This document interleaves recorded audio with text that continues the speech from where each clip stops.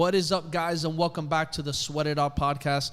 We're excited for today's guest because he is an agency owner just like us, and we can't wait to dive into this one because it's some really cool stuff. He's the founder of the #1 content removal agency. He is also the host of Top 50 Podcast, Frankie Lee Podcast, and you can DM him to remove images, videos, and fake accounts, which I know we're going to dive into that. And guys, please make sure you go show this man some love because it's about to get crazy. Help us welcome the one and only Frankie Lee. What's up, man? I appreciate you guys having me on. Dude, Thank you very much. It's an honor, man, and we're definitely going to have a blast on here. The first thing I always like to say is maybe give us a little bit of backstory of where'd you start, and then how did this lead to what you're doing today? Which, honestly, I'll tell you right now, not many people focus on this specific component when it comes to an agency. This specific niche. I know. Yeah, there's not many people, I suppose, in the world that are dealing with the kind of stuff that we deal with on a daily basis. But I suppose the origin story for me is I was obviously born in England, and I up until the age of like 26 in England, I was working a job, doing the normal thing that you're taught at school, which is like, go to school, get a job, get a mortgage, put yourself in a lot of debt to pay off a house, work more hours. And I just got to the point in life where I thought to myself, you know what, there's got to be more to life than just constantly working, chasing, swapping time for money to pay for something that you shouldn't have bought anyway at a young age anyway. So what I did was I kind of got sick of that and sick of like being in the rat race type thing. I thought there's got to be a better way. So I actually came to Australia at that point in time, and I decided I was going to come over to Australia and set up a boxing gym because I was a professional boxing trainer, one of the youngest in the UK at the time to get licensed as a pro. And I thought, what, come to Australia, it's Australia and America in England are known as like the places to go if you want to make your dreams come true.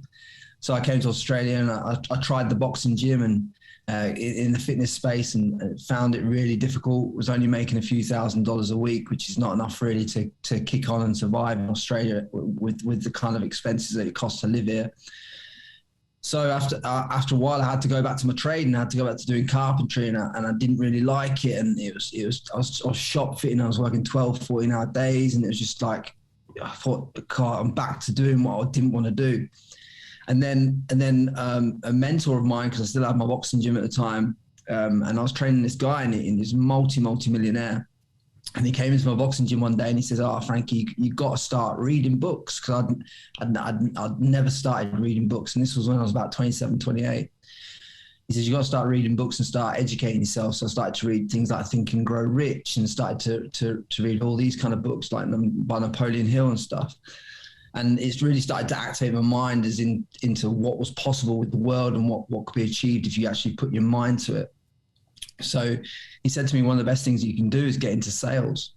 So from there, when I got into sales, I was selling marketing, and I hated it because selling marketing it's just normal cut and run stuff. There's nothing wild in it. It's just boring stuff to sell.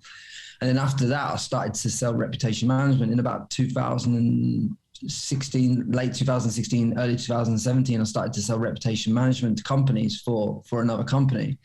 And what I noticed at the time was a lot of these companies were paying thousands upon thousands of dollars to put new content out into the world, essentially as reputation management, to try and cover up old stuff. But I thought, well, what if we could remove it? It would be a lot easier if we could just remove it. Probably more cost effective to the client long term, and negates the problem.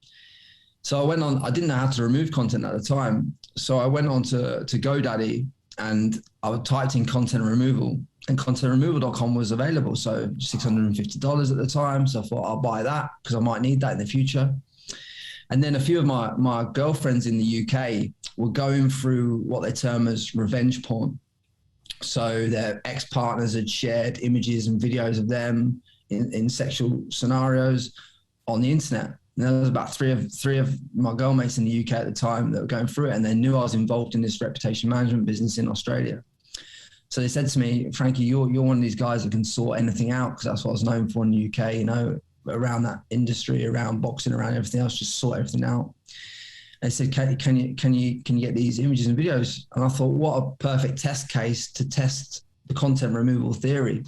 So I learned the trade, so to speak, removing these images for these girls and removing these videos in the Anon leak. That was the Anon IB leak. That was back in the day. And then once this was done, I thought to myself, and obviously they were happy with it. And they were my first reviews. I thought to myself, there's definitely a business in this, but at that end of town, there's not going to be a lot of money in it for what I need. Because obviously we're talking, this is going to be like $1,000 here, $1,000 there, $500 here, $500 there. It's not really the kind of, I was selling high-end reputation management deals.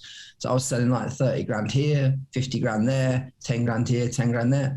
I didn't want to go down to selling 500 here, 500 there. So I saw the only way to deal with this is to look at the top people in the fitness space, the ones that are getting targeted with the fake accounts and the ones that have big fitness brands behind them that, are really doing well monetarily and have a solid business behind them, and go to the top of the market and work your way backwards.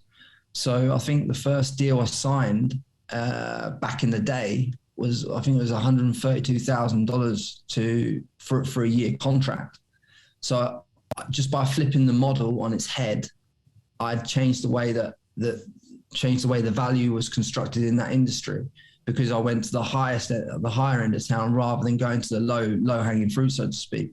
And that's kind of a bit of a backstory into how I first I kind of fell into this. It's not something you wake up in the morning and think, do you know what, I want to remove online content. No one does that. But it's like, if we don't work on the side of the good and remove content for people that are unfairly treated, and I want to make that clear to the audience, it's like, we represent people that are unfairly treated. So if there's your nudes are online, or there's images or videos of you that shouldn't be out there online, and it's unfair treatment, then we take you on as a client. We don't work for people. There's a lot of people that might be thinking about in terms of removing online content as it's something that's quite seedy, but we don't take on those kind of clients that, have wronged people and done things that they shouldn't have done. And that, if it has a right to be in the public domain, basically, it's left there. But if we can help the client, serve the client, so we mainly serve brands, businesses at a high level, and mainly celebrities and influencers as well. That's amazing. That's really, really cool, because it's one of those things where people are going to say that is not sexy, right? Somebody hears, because usually people hear agency, this, it's usually like, oh, the PR, the this, we're going to get you the exposure and all this stuff. We're going to grow, right? But you're doing something that is not really considered sexy, but it's impactful and it's needed. And it can really change the landscape for a business, for a personal brand, for anything. What would you say now? Because I know you also mentioned, the way that, you mentioned some of these back-end links, all that stuff. What would you say from that time era when you started to now? Has it gotten harder? Has it gotten easier to remove content? And I want to talk a little bit about the blockchain, because you put stuff on the blockchain, it's usually there and you can't take it out. So I don't know if you deal with that stuff too. Yeah. So in regards to the blockchain, it's going to be really, really hard to remove content from the blockchain because it's all on recorded records. So I don't know of a way at this moment in time to solve certain problems that happen on the blockchain. There potentially could be in the future, but as of this moment, I can't see ways that you're going to be able to get around anything that comes out on the blockchain. This is why blockchain social media and stuff like that everyone says is a great idea, could also be a really bad idea for you in a business, because it also means that you can never, ever potentially correct things. So if your social media manager goes wrong and puts something out there and you've got to go back and correct it at a later date because you essentially fucked up, then you've now got a problem, because you can't go back and correct it, so to speak. What was it in regards to the other question? So from when you started it to now, has it become easier or harder to remove? Harder, because there's so many more platforms are coming online every day. Every different platform has a different term of service and a way of operating their content removal. Every server has a different one.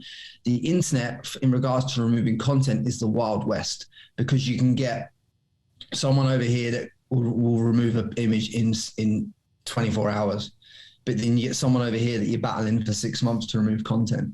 And that's because there's no one rule or one hard and fast thing that governs the internet. It's basically like, unless it's copyright, you've got a little bit of a battle on your hands to try and make things disappear. Even if you, obviously in the cases that we take on, you're in the right, it's for you to prove that you have justification to remove the content, not for them to prove, you know, any other way. So it really gets a bit misconstrued. It can be it can be very stressful. That's why a lot of brands and businesses come to services like ours, because their internal marketing teams, most social media marketing teams, most marketing teams don't have a clue how to even start removing content. And if you don't have a clue how you're going to start removing content, you shouldn't even try, because a lot of times people make it a hell of a lot worse as well. Can you find, so let's say in my company, somebody posts some malicious, publication or something like that. That's not true.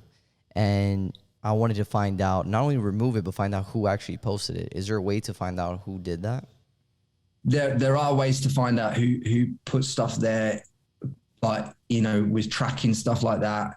It's like, has it come from fake accounts? Are they spoof accounts? You know, what I say to people is, you can pay companies like ours to track where content came from. But once you know where content came from, all you do essentially is put yourself into a position where, okay, you know who the person is, and now you have to go and sue them.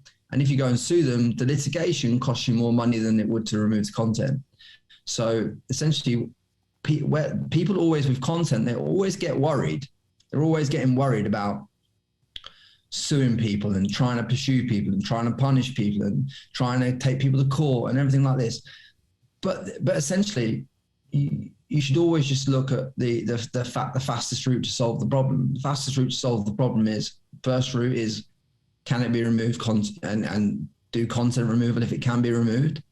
And then if that's not the case, and it's something like that, then I would do some form of reputation management, you know, where you can do like the positive PR type placements, where you can get featured in other articles and you can outrank the stuff. And there's loads of other ways about it. But essentially, the worst way to go is the litigation route, because not only is it long, arduous, and very expensive and time consuming, but the amount of mental real estate it takes up in your mind thinking about an issue for 3 years while you're going through this battle week in, week out, back and forth, spending thousands of dollars on lawyers. It's like, you'd be better off spending your mental plain time on how you can create more money and how you can create more abundance in your life and how you can go and nourish your life in other ways. This is where people get completely trapped. Everyone wants to punish everyone else. And it's just like, the horse is already bolted. It's out the stable. It's running down the road. It's already gone. Let that one go. Like, there's plenty more horses you can ride. You don't have to try and get on that one. I agree. I agree. And I actually got 2 questions for you from this. Have you ever had a situation where you've dealt with somebody that you removed the content from wherever it was posted, and a few days later, a month later, it gets reposted back up? How do you deal with that? 100%. And then next question on top of that is, have you ever actually gone to a client and said, hey, you know what? That negative content actually can serve you better for what you're doing, because of the type of industry or the of what your service is. That negative actually might bring you even more attention and affect you positively if you really think about it. Have you ever had those situations? Well, in regards to content being put back, I mean, in 90% of cases, when you remove content from the internet, content doesn't get put back. But there's always those 10% chances where content does get put back. Now, where we're ultimately clear with the client is, like, if the content's put back within 6 hours and it's on the same platform, happy to deal with it for you again, obviously within what we're doing, because we've already removed it. But if it's put back on a completely different platform, we're talking 3, 4, 5, 6 weeks later, it's not on us, my staff, or anyone else in the team to go back and remove these free again, because obviously we're a business and we've already solved the issue. So once we've solved the issue, we don't want to keep having to solve the issue infinitum, and then obviously the hours on the job board just get worked in, and you don't make money as a business, because obviously that's not ideal either. So that falls between there's a grace period of about a week where we say, like, you know, if something's published on the same platform, we'll deal with it again. But after that, as far as we're concerned, it's like, there was the problem's solved. In regards to your other question, I think your other question was, what was the other question? So have you ever come into a situation where, you know how that saying goes, that they say, you know, all publicity is good publicity, right? You know, that famous saying. Yeah. Have you ever had a situation where you've had a client where, depending on their niche, their industry, what they do, where you actually might say, you know what, that piece of article, whether it's maybe kind of negative or it's not in your side, it actually might help you to bring more customers towards your way? Yeah, there's a few scenarios, and I'll give you them. So the first scenario is like when we look after a lot of women in the fitness space, and we look after a lot of women in OnlyFans. Let's just talk about it in the OnlyFans space. Sometimes leaked content in OnlyFans for a period of time, not forever, but for a period of time, can increase your subscribers because it acts like viral marketing. So some girls worried about the leaks, and I'm like, yep, that should be removed, but remove that in 3 or 4 weeks' time, because that viral leak will lead to more subscribers to your platform. So it'll work for you. It'll work for you for 3 or 4 weeks. But once they leak more and more content on there, it needs to be removed, because now it's not working for you. Now it's working against you, because they can get you all your content for free. So that's one scenario where I would personally advise them to leave it for a few weeks, get the uptick in subscribers, and then remove it. Because at the end of the day, it wasn't their fault that it got leaked in the first place. You may as well use that kind of stuff to your advantage at that particular point. And then you've got things like fitness influencers. Fitness influencer, as you boys know, this fitness space yourself, is like, a lot of these girls are very good, beautiful girls, beautiful looking women. Some of them have insecurities around stuff that they shouldn't, and they think are problems that we're looking at it as a business and like, well, that's not really worth you paying to remove, because it's not really an issue. So sometimes a little bit of common sense has to come in, a bit of duty of care to the client, and you have to go, do you know what?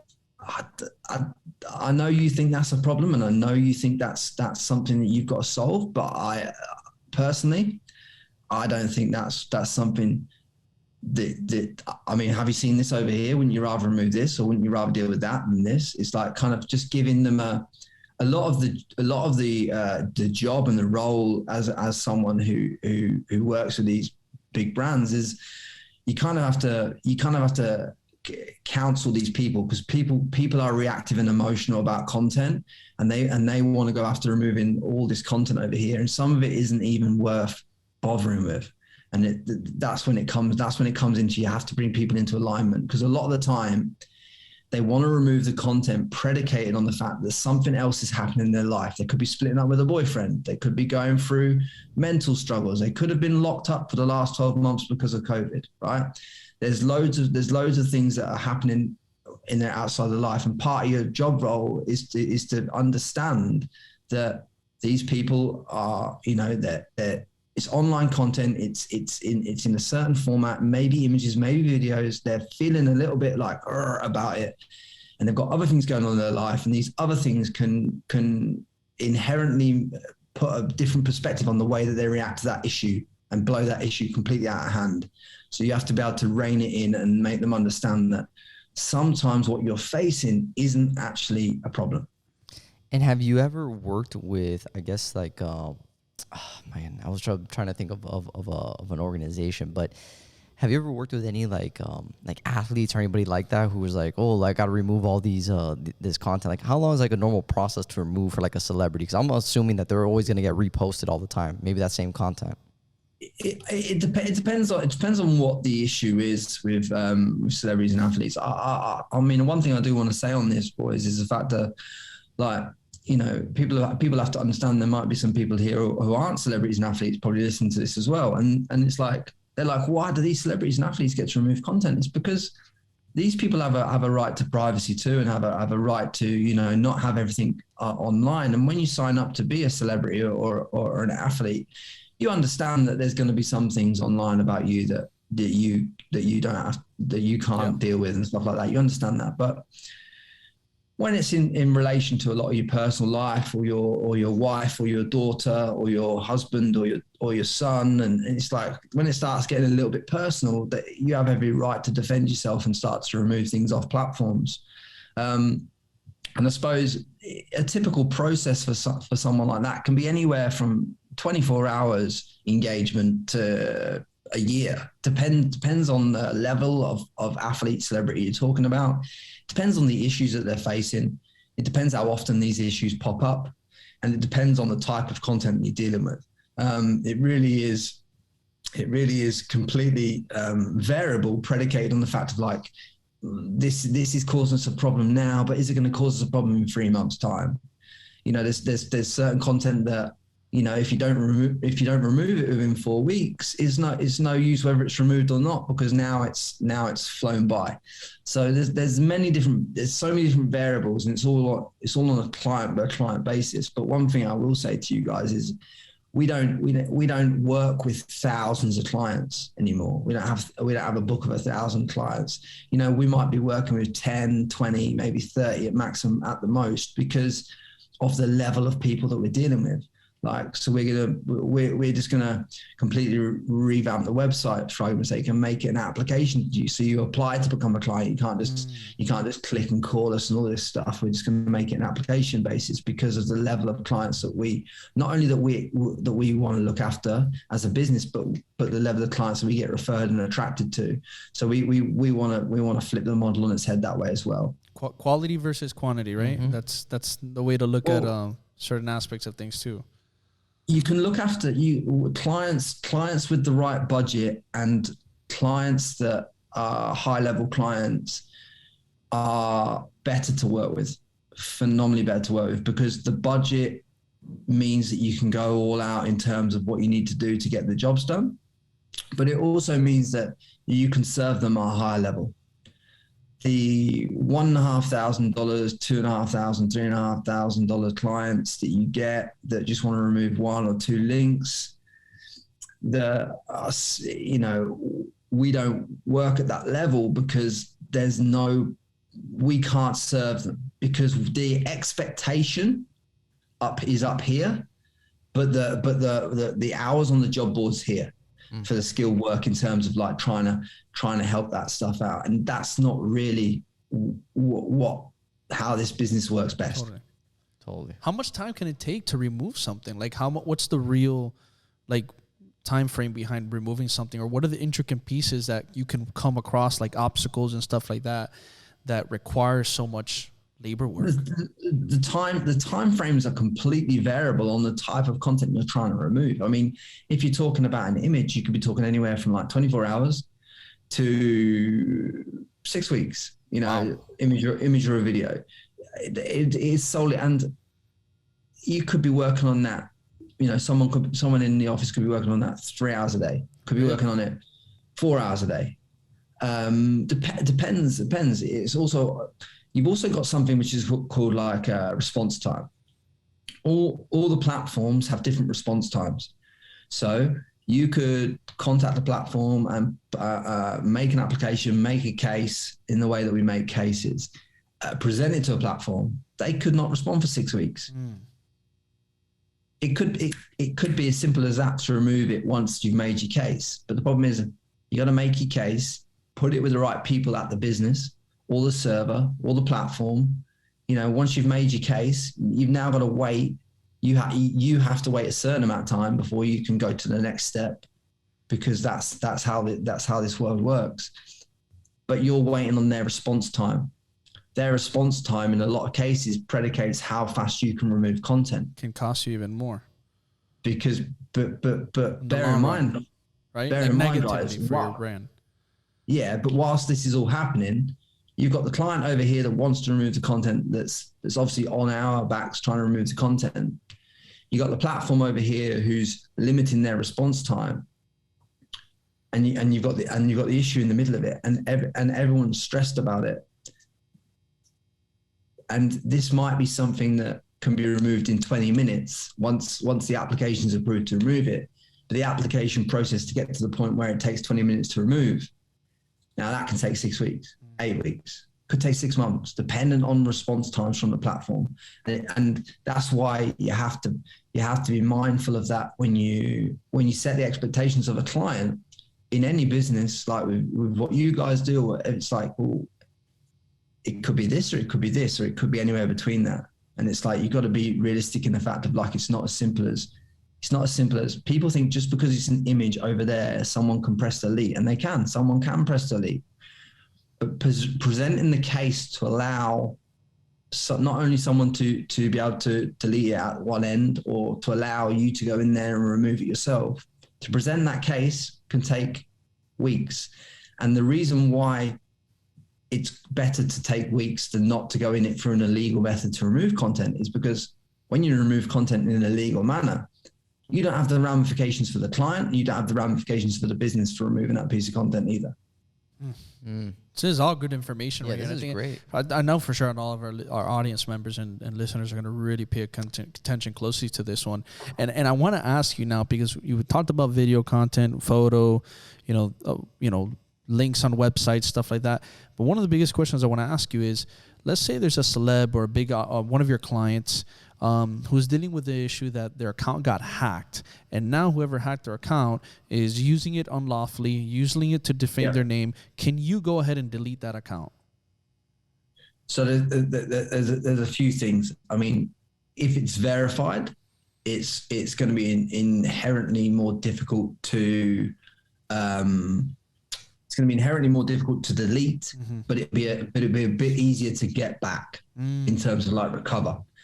In regards to hacked accounts, you could be looking anywhere from $5,000 to $10,000 to deal with, upwards, dependent on the size of the hacked accounts, depending on the recovery methods, just because of how much time is involved and how much headache is involved in not only proving identities, but recovery. Because you're dealing inherently, most hacked accounts happen on Facebook and Instagram, don't they? Let's be honest, probably more Instagram. People are getting hacked on Instagram all the time. And there's two caveats to it.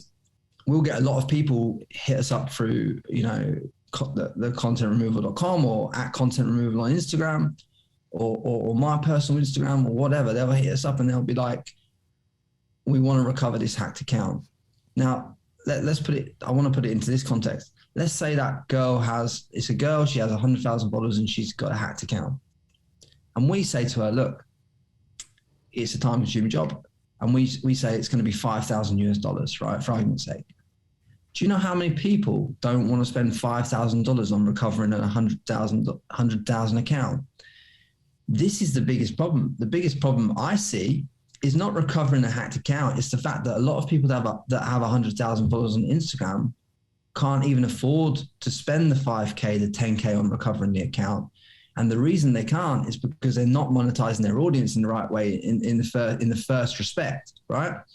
So content removal, in essence, and account recoveries aren't expensive, but the problem is that we wouldn't work with a client like that couldn't afford it, because we don't want someone spending their last $5,000 on recovering an account, because they're not our ideal client.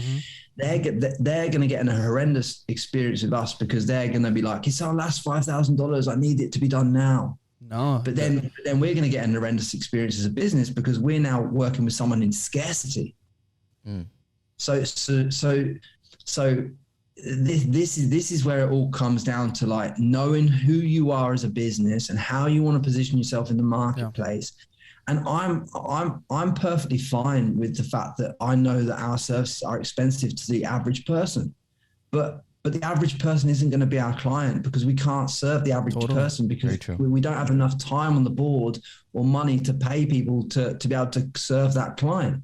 So we've just gone, okay, we won't serve you because we can't do a good job of it. We'll serve someone at a higher level who has budget, And then when they have the budget, we can serve them and deliver them a great experience because we have the budget to do so. Now, that's kind of what I see as the issue in account recovery, not the account recovery. Yeah. It's the affordability predicated on the fact that, like, I've even had people with a million followers reach out to me, and $10,000 to recover their account is too expensive. Well, because there's a lot of people who even have 1 million followers who don't know how to even monetize or capitalize on the following they have or turn it into a business.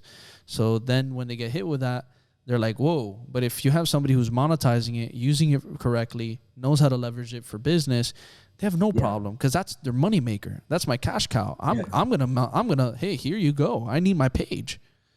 Yeah, 100%. And but here's the thing: most people that are monetizing their page do the basic things right. They get 2-factor authorization on the account, right? And they protect it from the start.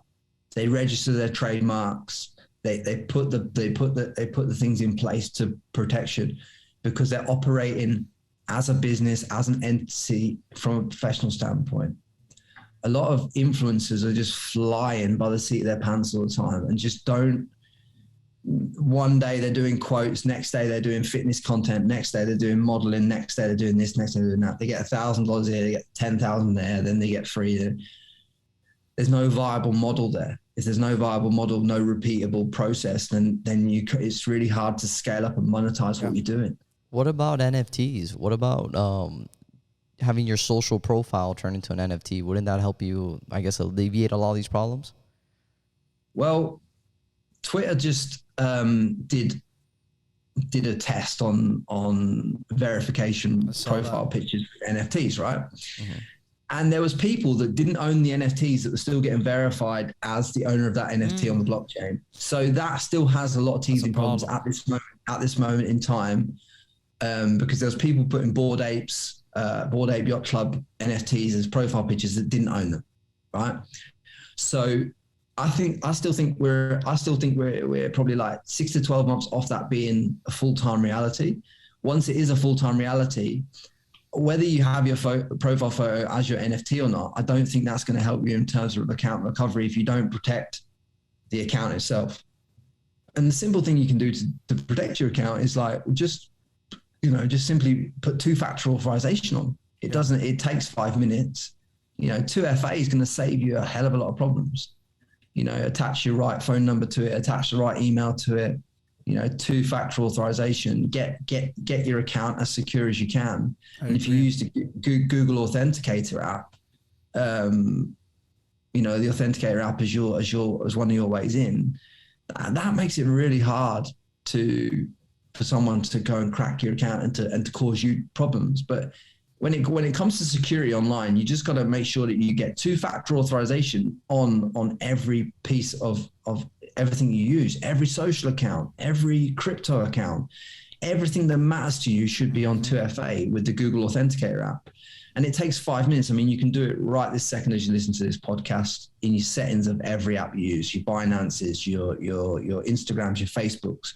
You need to make sure you get that done, because if you get that done, you alleviate the problem of having to recover any accounts, and then you alleviate the problem of having to go to someone like us or someone else in the industry and having to pay us, because we don't want you as clients. Just protect yourself so you don't have to become a client. Yeah. It's all about just protect your iClouds and all this other stuff as well, because this is where the leaks come from. Your iClouds, your old phones. Make sure you clear your old phones when you get rid of them and stuff like that. Oh yeah, it's a big one right there. So Frankie, have you ever ran into a situation where you're doing removing content or removing something for a client, and the place that you're removing it actually finds out that you were doing it, and then they come after you guys and try to like ruin your guys' stuff? Has that ever happened? Not in essence, no, not really, because the way that we obviously go about removal of content is all legal and above board and follows all the processes of those particular platforms. So it's not really going to be an issue to us on that level. And I always say to people, like, just worry about what you're facing at the time. Don't worry about things that could potentially happen but haven't happened.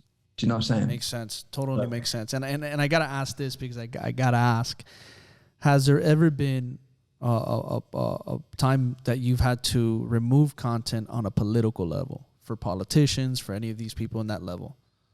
We have looked after politicians in the past, but not at the level of the kind of stuff that you guys see on the news. And we're not looking after Trump or doing anything like that at that level. Those guys have internal teams that kind of deal with that stuff at that level.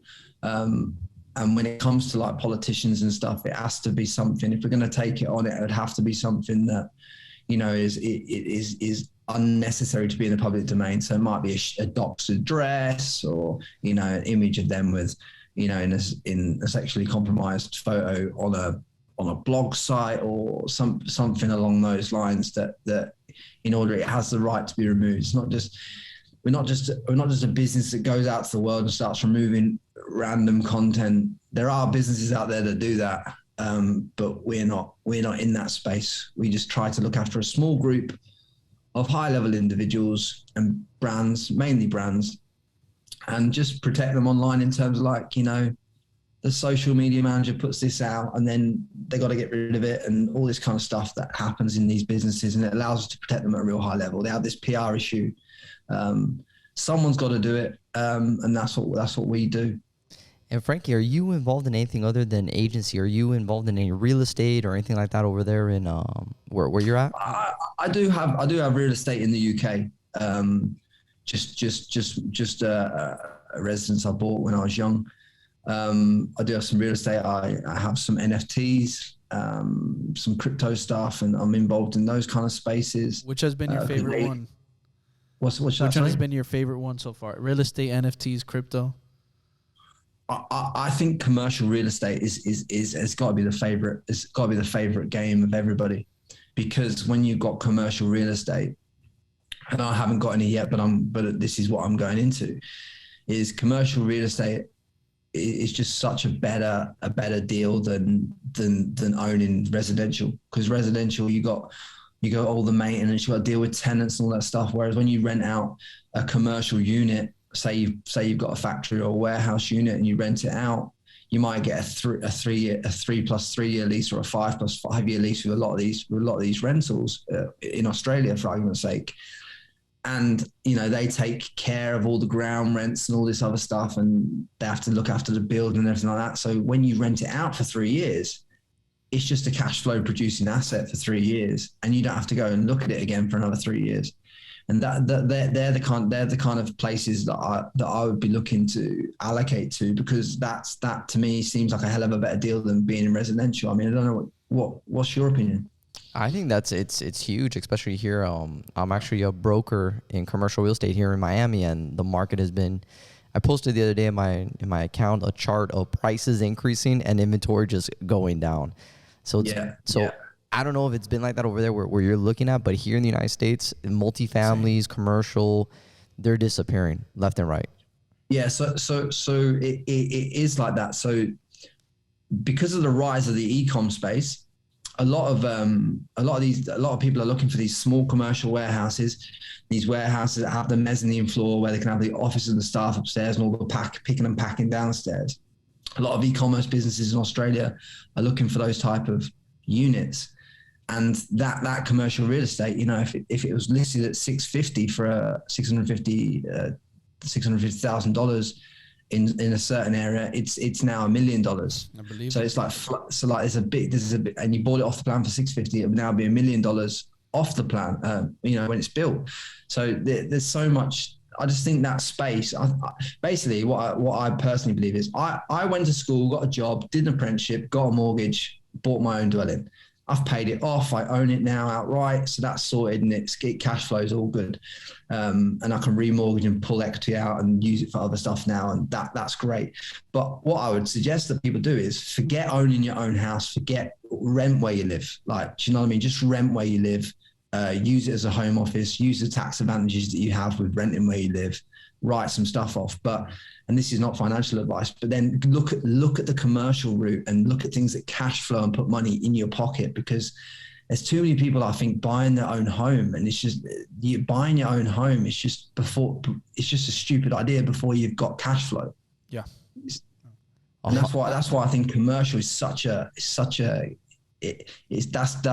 the true way to wealth for most people. I think commercial real estate. It's like buying your own home when you're in the position to do so properly.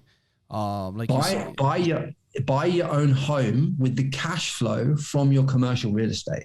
Yeah, amen. Don't buy your own home with earned income. Mm-hmm. Don't go and earn income and use it as a deposit to buy your own home. Earn income. Use that earned income to put down money on cash flow producing commercial real estate.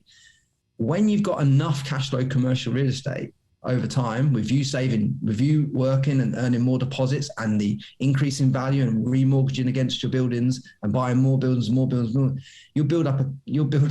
You want to basically build your passive cash flow, which is taxed at a hell of a better rate than your personal income. You want to build that, and then that wants to buy your home down the track. Or that can service your rent down the track. So you can always rent where you live and just own the assets that cash flow produce for you. It's just something I've had to learn the hard way, and I wouldn't want anyone else to learn it the hard way. So I just tell people straight down the line that you should not buy the home that you live in. Well, Frankie, not only are you a master of removal, but you're a master of adding the components that are going to bring that cash flow to your life and your businesses. So adding value too. That is huge, man. That is huge. I just try and keep it as real as possible, lads, so I can in that terms. And I suppose if we go on to like some of the NFTs that I own, I mean, I'll tell you about one of the biggest mistakes I made in NFTs. Tell us, man. We want to hear it. I bought a mutant ape.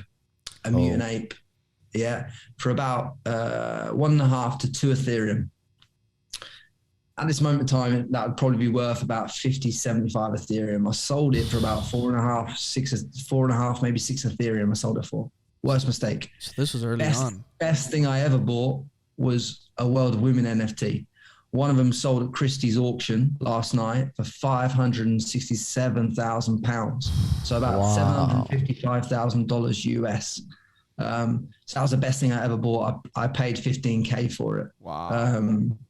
So I reckon it would probably be worth at this moment in time, probably about 300,000 US. So how do you look at it? Like for you, when you're investing in NFTs, what do you look at?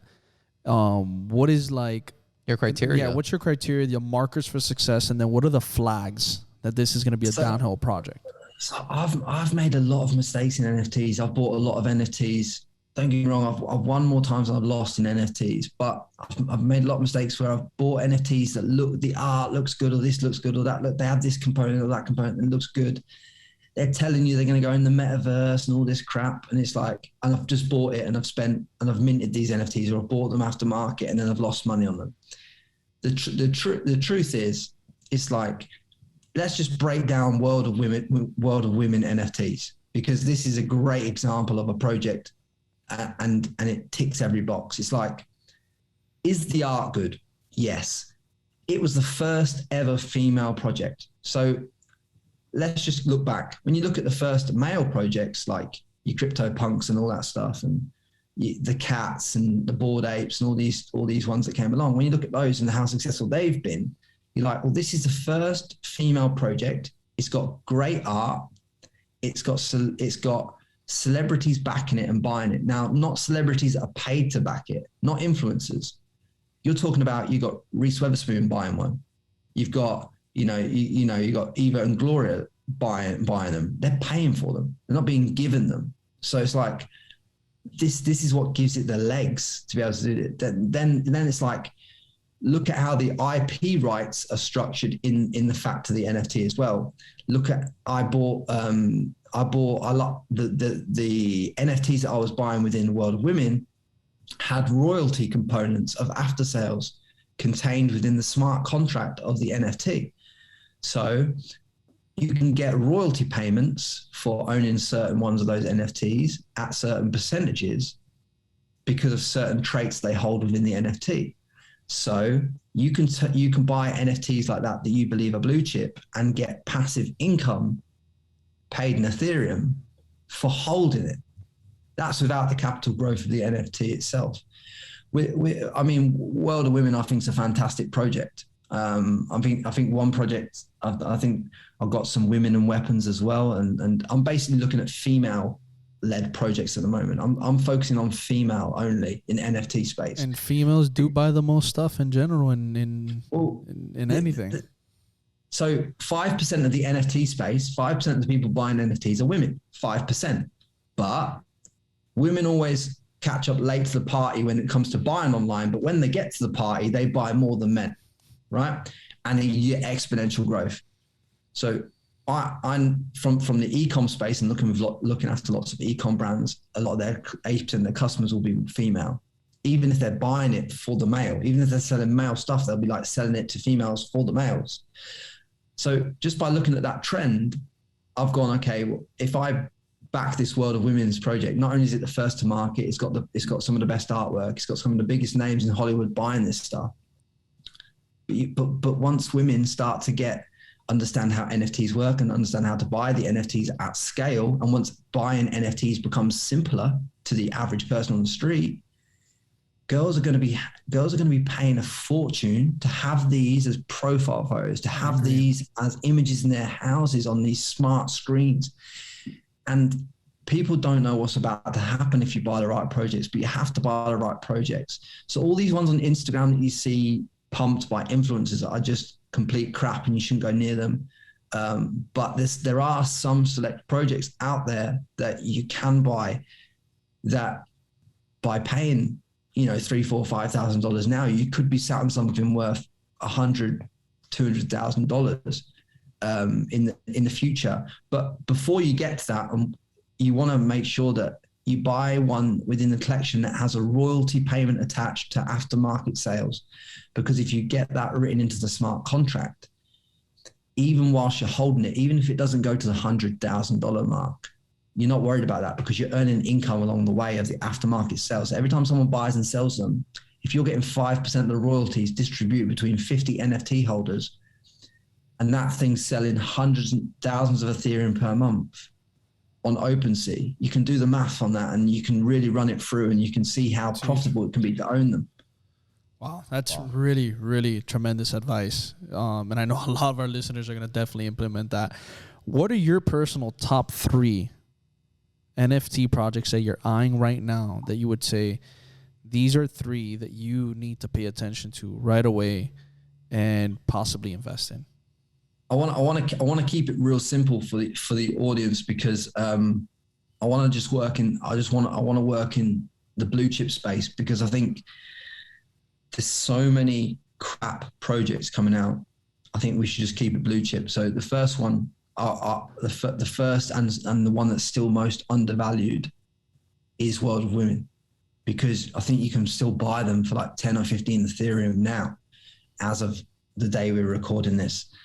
Now you can still buy the floor ones at 10 or 15 Ethereum, but Christie's auction yesterday, £537,000.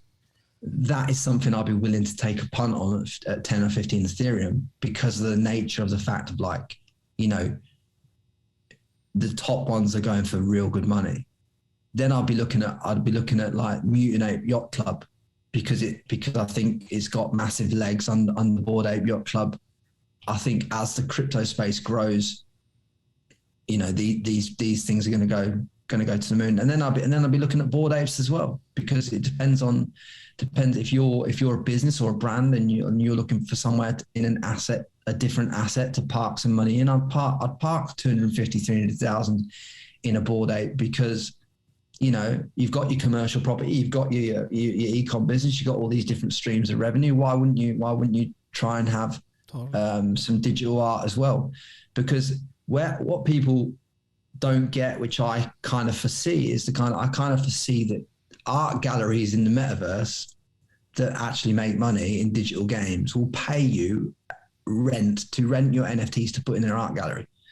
Like there's so many ways that money is going to be made in this space, which I foresee that perhaps people haven't foreseen. But in regards to NFTs, there's so much crap out there. I'll just keep it blue chip. I'd spend more now but know that you own something with viability than rather than just go and buy anything. Do you believe the blue chip era is over, or do you think it's just going to be a lot more limited because of how many projects that there are? That's going to be very minimal blue chip projects coming out, or do you believe that era is just completely done and we have to just invest on the ones that are currently out there? There genuinely is only like 5 to 10 blue chips in the market.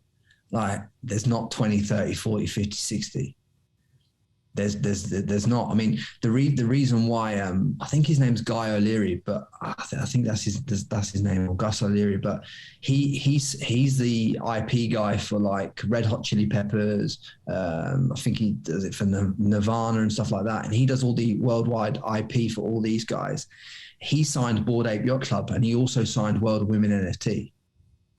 Right, so that the reason why I would buy, I'd still buy more World of Women is because that this guy that's running the IP for some of the biggest bands in the world that have had, you can go into any shop, probably a Walmart in America or anywhere, buy a pair of socks with Red Hot Chili Peppers on them, or some of these bands like Nirvana, and the IP rights on these things are incredible. Those same IP rights are going to be spread out with World of Women and Bored Ape Yacht Club. And Mutant Ape Yacht Club. They're going to be spread so that you're going to see the logos of people putting them on everything. Now, if you own the IP right to that NFT, you're going to get paid a royalty fee within the smart contract of that for having the IP put on things. And there's going to be a kickback to the community for that. So you get to own one of the 10,000. And that's how it's going to work. So Bored Ape Yacht Club is going to become cartoons. It's going to become movies. It's going to become all these different things. World of Women, the same thing. It's going to be. Reese Witherspoon just signed a deal with World of Women to take them into the cartoon world, the movie world. Wow. So there's so much going on in that space, and that's why it's pretty clear to see at the moment what are the standouts. So for the crypto people, for the actual true crypto people, they all want to have a CryptoPunk kind of, because that was one of the first projects. But other than the fact of like the nostalgia kind of thing, I don't see how that's scalable and they earn new revenue. Whereas with Bored Ape Yacht Club, Mutant Ape Yacht Club, and World of Women at the moment, with the IP rights and the way that the IP is structured and the way that things are going on, and the fact that they're in Christie's auctions and they're in Savills and all this kind of stuff, just says to me that they would be the places that I'd be looking if I was going to park some money. Otherwise, I wouldn't bother going into NFTs. Because trying to pick a unicorn project at this point in time is so difficult, because lots of projects have great art, but no tangible value on the back of the artwork. Massive value, man. Frankie, what can I say, man? I personally appreciate you coming on to our podcast today, talking about what you do and how you do best, the type of people that you work with, how you do your work, and just the massive value you just give around the NFT space, crypto space, also as well as your what you like to invest in real estate, because I know a lot of our listeners are going to be able to get a lot out of this today. Where can people find you? Where can people connect with you? Where can they reach out? Yeah, I think if you kind of like what I'm, the way I talk and what I talk into, not just the content removal stuff is obviously what we do for business, but on a personal level, if you like what I talk into in the spaces and you're interested in mindset, personal development, self-development, that kind of stuff, obviously the Frankie Lee Podcast is available on Apple, Spotify, YouTube would be a great place for you to start if you want to hear more and want to hear me talk. I talk to people about commercial real estate, and I talk to people about NFTs and all the highest people in the industry, so they can get more insights into all of that and the investment plays and e-com and all that stuff there. If you want to follow me on Instagram, it's @FrankieLee.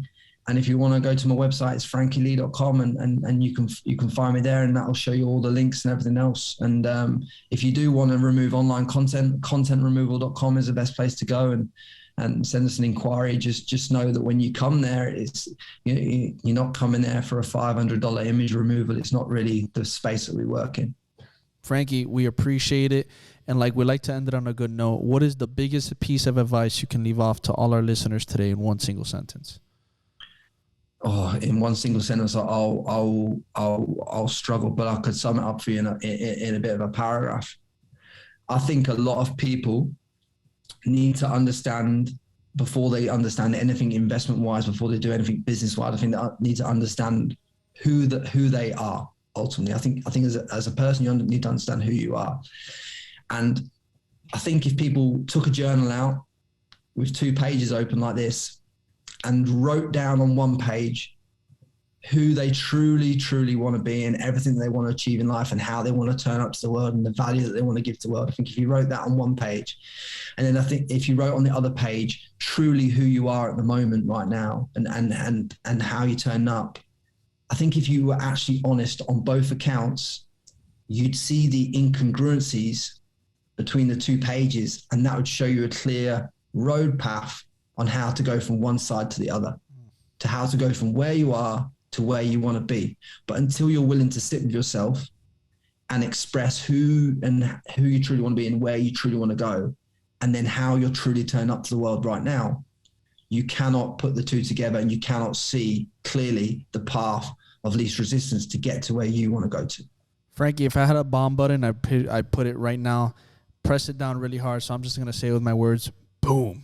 That was powerful. Yeah, man, you killed it, brother. Yeah, we really appreciate your time, Frankie. Any time, Lance. I really appreciate you having me on, and I hope that's added a lot of value to your audience, and I hope a lot of you get something out of this. And you know, I wish all of you every success, and you too as well. And I hopefully see you in Miami. That means a lot to us, man. It really means a lot, and we know to our audience as well. And guys, you know, take something from here, what you learned from Frankie, put into application, not tomorrow, not the next day, but today. All right, take action on it today, because I guarantee if you do, you're going to start seeing things as a trickle effect compounding for you down the road, but you have to take immediate action. So guys, if you got value out of this podcast, we appreciate if you like, comment, subscribe, share, leave a review, drop a rating, because the more love you show us, the more love we can show back. Till next time on the Sweat It Out Podcast.